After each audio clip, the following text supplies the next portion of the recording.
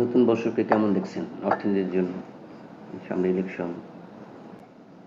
একটা জিনিস দেখেন যে ওনারা অনেকগুলো পজিটিভ জিনিস করেছেন। একটা হচ্ছে আরবিএস, IFRS 9, তারপরে ব্যাংক রেজুলেশনস অ্যাক্ট। যে এই যে জিনিসগুলো করেছেন এইগুলো কিন্তু সামনের দিকে যেন প্রপারলি স্ট্যাবলিশ হয় এই বছরে। যদি এই বছরে যেভাবে উনি শুরুর দিকে যেভাবে প্রসিড করেছিলেন ওই একই ইয়েতে যদি এই জিনিসগুলো এস্টাবলিশ হয় তাহলে হয়তো ব্যাংকের যা হয়েছে আর ফার্দার কথা হবে না, এবং যে ব্যাংকগুলো বেঁচে আছে স্টিল কিন্তু ইকোনমি ইজ রানিং। যে ব্যাংকগুলো বেঁচে আছে এগুলো কিন্তু ইকোনমিটাকে ধরে রাখছে। তো এইটা একটা বেড়ে যাওয়ার সুযোগ আছে।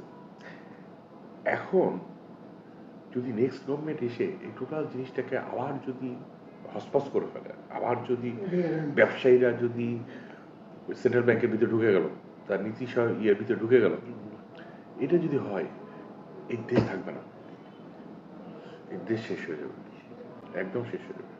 আর নতুন যে 5 ব্যাংকের কথা বলেন এটার ব্যাপারে কি আছে? আচ্ছা, 5 ব্যাংকের ব্যাপারে আমার ইয়ে হচ্ছে যে যেহেতু আমি করে ফেলছি সুতরাং এটাকে আর পিছন দিকে আমরা না টানি আমার ইয়ে, কারণ এটার একটা স্ট্রাকচার হয়েছে। এখন এইটার ব্যাপারে হচ্ছে আমি যে একটা 5টা ব্যাংকের থেকে একটা ব্যাংক করলাম, আমার চেহারায়, সার্ভিসে, প্রোডাক্টে নতুন কিছু থাকতে হবে। কেমন? আপনি শুধুমাত্র ওই কয়েকটা প্রশাসক বসাইলাম এটা না, একদম বোর্ড এবং ম্যানেজমেন্ট এখানে কোনো ধরনের কে কি মনে করলো না, যারা ক্যাপেবল তাদেরকে দেন বোর্ডে। ক্যাপেবল মানে হলো যারা অন্য ব্যাংক করে আসছে, সাকসেসফুলি রান করছে, তাদেরকে দেন, দরকার বাইরে থেকে নিয়ে আসেন। আর ম্যানেজমেন্টের যারা আছে এদেরকে বেস্ট যারা আছে এদেরকে সামনে নিয়ে আসেন। সামনে নিয়ে এসে এদের এই দুই জিনিসকে দিয়ে আপনি গভর্নমেন্টের যে ব্যাংকিং রিকোয়ারমেন্ট এইটা করলেই তো একটা ব্যাংক অনেক লাভবান হয়ে যেতে পারে, তাই না? গভর্নমেন্ট এজেন্সিগুলো করলো, গভর্নমেন্টের এই সমস্ত ট্যাক্সের টাকা ইয়ে করলো, চালান করলো, এই করলো, এইখানেই তো অনেক টাকা।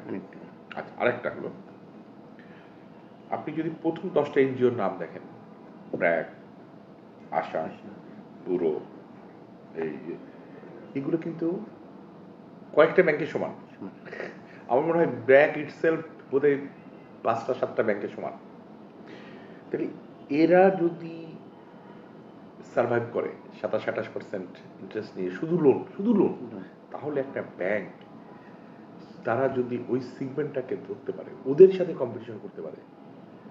আর যেহেতু এর অ্যাডভান্টেজ হচ্ছে এর নাম্বার অফ ব্রাঞ্চেস অনেক, এই ব্রাঞ্চগুলো দিয়ে এরা কম্পিটিটর হবে ব্র্যাকের, ওই স্কোয়ারের পিছনে ছোটার দরকার নেই। এরা কম্পিটিটর হবে ব্র্যাক এনজিওর, এরা কম্পিটিটর হবে ওই এনজিওর, ওই সমস্ত যারা বড় বড় ইয়ে আছে ওদেরকে ধরে নিয়ে এসে বলো আসো তোমাদের ব্যাংকের ভিতরে ঢুকে ফেলি, তোমার ব্যাংকিং করো, দিয়ে পুরো ডিজিটাল একদম mobile financial services, agent banking, financial inclusion, টাকা ট্রান্সফার, এই সমস্ত গ্রামের মানুষদের ঢুকাই দিবেন। এই যে আপনি নাচ করো,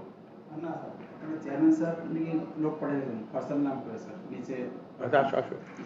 তো এই এই এই জিনিসগুলা দেখবেন মানুষ, একটা হচ্ছে যে গভর্নমেন্টের ব্যাংক, মানুষের কনফিডেন্স থাকবে, আর সার্ভিস যদি সেরকম পায় দেখবেন সব ব্যাংক, আর ওই 4টা গভর্নমেন্ট ব্যাংক বন্ধ করে দিল তখন আর কিছু যায় আসবে না, এটা দিয়ে আসবে। আইসিবি ইসলামী ব্যাংক এর আগে কি ছিল? ফয়সাল ইসলামী ব্যাংক এর আগে, তার আগে কি ছিল? আল বারাকা ব্যাংক, তার আগে, মানে এই এত চেঞ্জ করে লাভ হয়েছে কোনো না। ফার্মার্স ব্যাংক, পদ্মা ব্যাংক, লাভ হয়েছে কোনো না। সুতরাং এই নাম চেঞ্জ করে আর এই সমস্ত লোক চেঞ্জ করে, বকালম লোক চেঞ্জ করে কিচ্ছু হবে না, কিচ্ছু হবে না।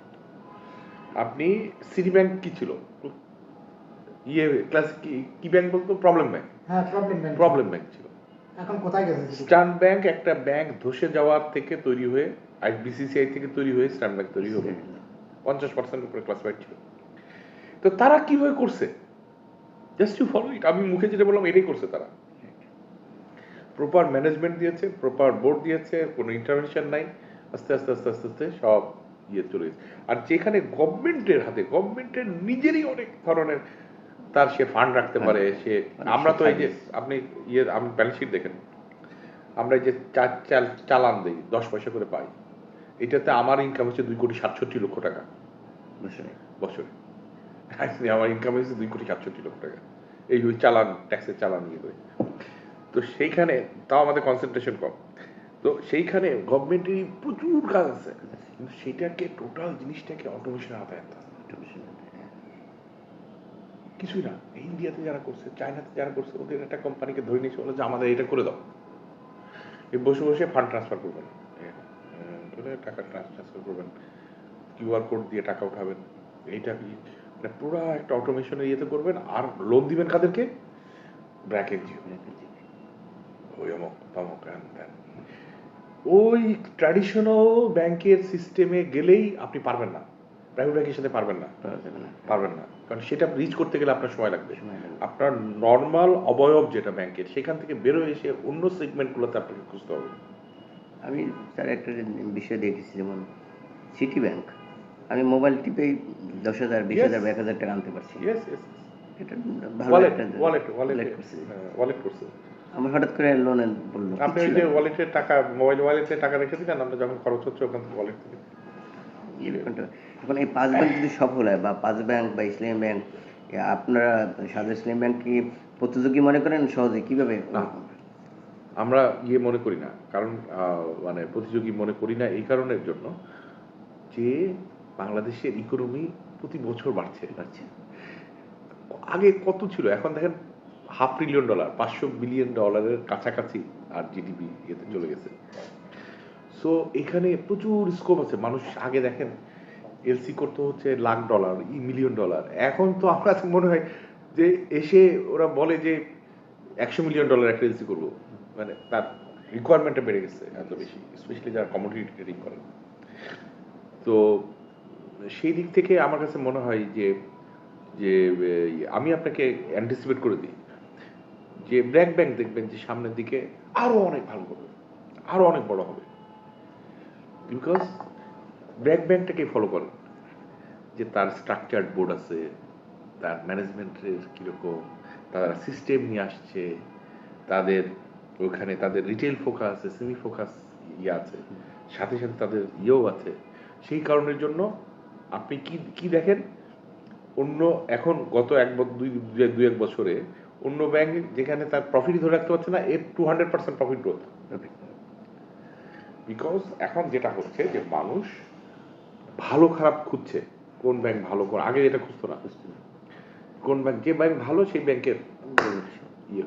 তো সেই কারণের জন্য ওনাদের একটাই হচ্ছে গভর্নমেন্ট আন্ডারটেকিং ব্যাংক, এটা দিয়ে কিন্তু মুখে বলে বা এইসব করে কিছু হবে না। আপনার চেহারায়, আপনার সার্ভিসে, আপনার ব্যবহারে, আপনার প্রোডাক্টসে এই জিনিসগুলো আনতে হবে।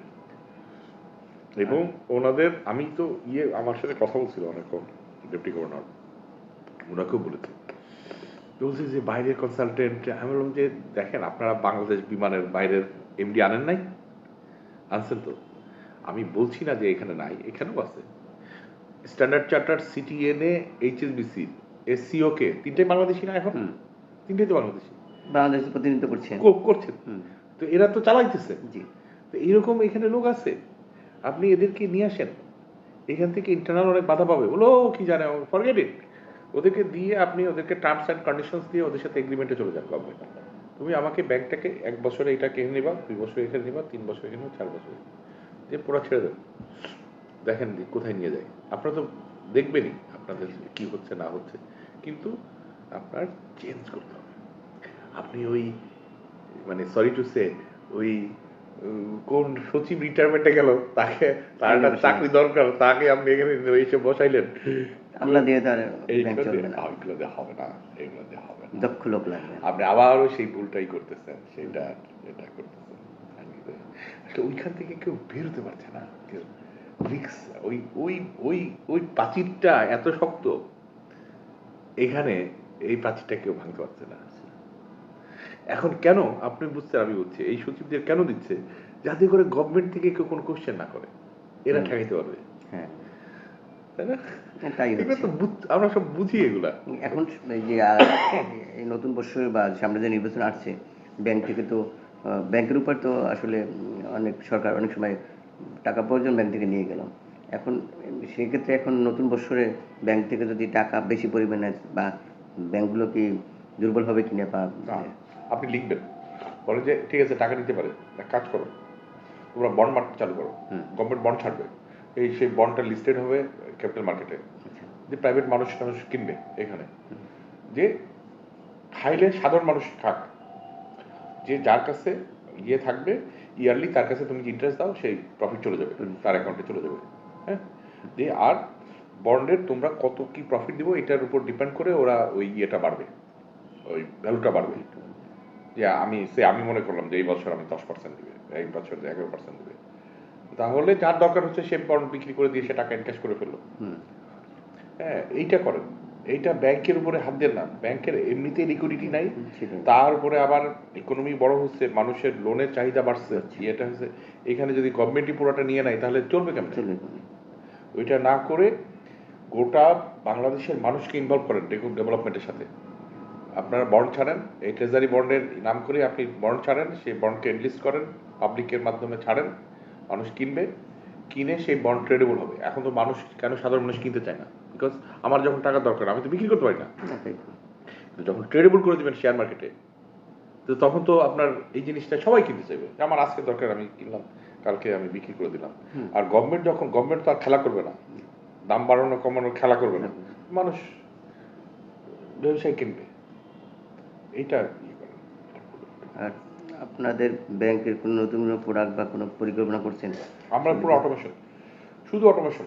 আমাদের এই বছর হচ্ছে অটোমেশন, আর হচ্ছে ইয়ে ওই রিটেল এসএমই এগ্রি, এই এখানে ফোকাস বাড়ানো, এই দুটো। আমরা পুরা যত জায়গায় আমাদের সিস্টেম ডেভেলপ করা যায়, আমি সকালেও মিটিং করেছি এটা নিয়ে, সেটা আমি করব, কারণ সামনের দিন আসলে এটাতে না থাকলে পরে আপনি ইয়ে করতে পারবেন না। না, আর হচ্ছে ওই হিউম্যান অপারেশনস দিয়ে আপনার ভাইবল হবে না। যারা অটোমেশন করবে তাদের অপারেশনাল কস্ট কমে যাবে, তার সাথে আপনি আবার পারবেন না। তো এটা একটা, আর একটা হচ্ছে যে একদম ডাইরেক্ট সেলস টিমের মাধ্যমে রিটেল একদম বিচল করে, ওরাই টাকা ফেরত দেয়, আসলে কি ওরাই টাকা ফেরত দেয়। আপনাদের কিছু বড় বড় কিছু ক্লায়েন্ট আছে যারা টাকা অনেকে দিচ্ছে না বা অনেক দেরি করে দিচ্ছে, তাদের ব্যাপারে আপনি দুইটা বলছেন, আমি প্রথমটার উত্তর দিই। আসলে 14-15% টাকা দিয়ে টাকা ফেরত দিতে পারবে না কেউ, এই জন্য আমরা মানুষের প্রেশার দিই না, টাকা নাও। 14-15% ইন্টারেস্টে কোনো প্রজেক্ট ভাইবল হবে না, কোনো ব্যবসা হবে না। এটা যদি যতক্ষণ পর্যন্ত 10-11 বা 9 না আসছে, এই টাকা নিয়ে কেউ ব্যবসা করে টাকা পারবে না। আর দ্বিতীয়টা হচ্ছে যে আমাদের রিকভারি যে সমস্ত আছে, যারা আগে বিজনেস দেখতো এদেরকে আমরা রিকভারিতে পাঠিয়ে দিচ্ছি, তোমরা এখন আমাদের রিকভারি করো, রিকভারির ইয়েগুলো যেভাবেই হোক এগুলো আস্তে আস্তে ইয়ে করো।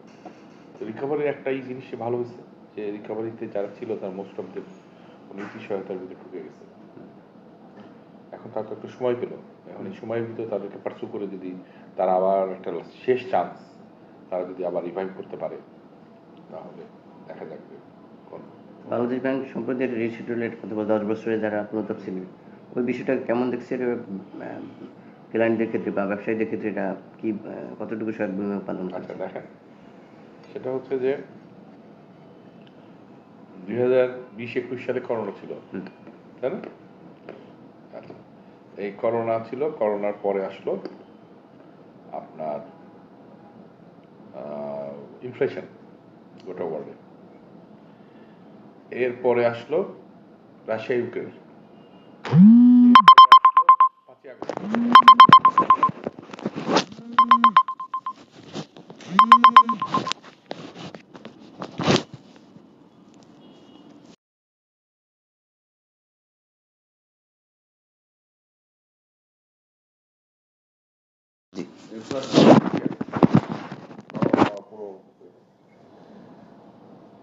তারপরে আসলো 86 টাকার ডলার 130 টাকা। তো এই দখলগুলো তো ব্যবসায়ীদের মধ্যে গেছে, তো অস্বীকার করার কোনো উপায় নেই।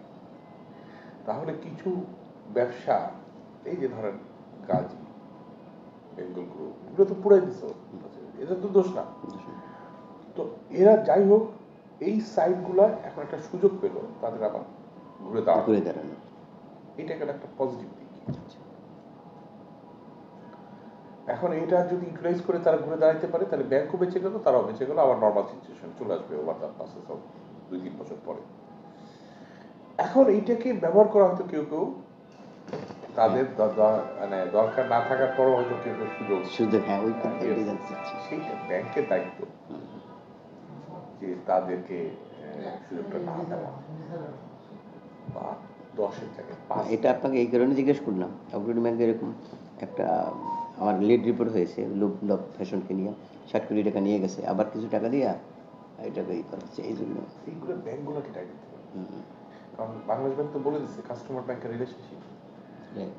ব্যাংকগুলো যদি নিজেরা ফ্লেক্সিবল হয়ে সব খুলে দেয় তাহলে তার জন্য তো এটা ব্যাংকগুলোকে দায়িত্ব দিতে হবে। একটা ট্রান্সপোর্ট, আমি এক্সাম্পল দেবো, একটা গাড়ি বাস ফাইন্যান্স করছে, 10 বছরের কিছু থাকবে বাসের না, তাহলে 10 বছরে কেন করবেন তা রিসিভমেন্ট থাকবে না তো। তাহলে আপনি যে সেক্টরের জন্য করছেন, যে পার্টিকুলার মানুষের জন্য করছেন, সেটাও চিন্তা করতে হবে যে 10 বছরের ব্যবসা আদৌ থাকবে কিনা। তো এমনি বাসটা যদি আগামীকে যদি হরতাল বন্ধ কিছু এটা পুরাই দিল, তো সেটা সার্কুলার দিছে, বাট সার্কুলার দিছে দেখেই যে পুরোটা ইয়ে করতে হবে এটা তো ঠিক না।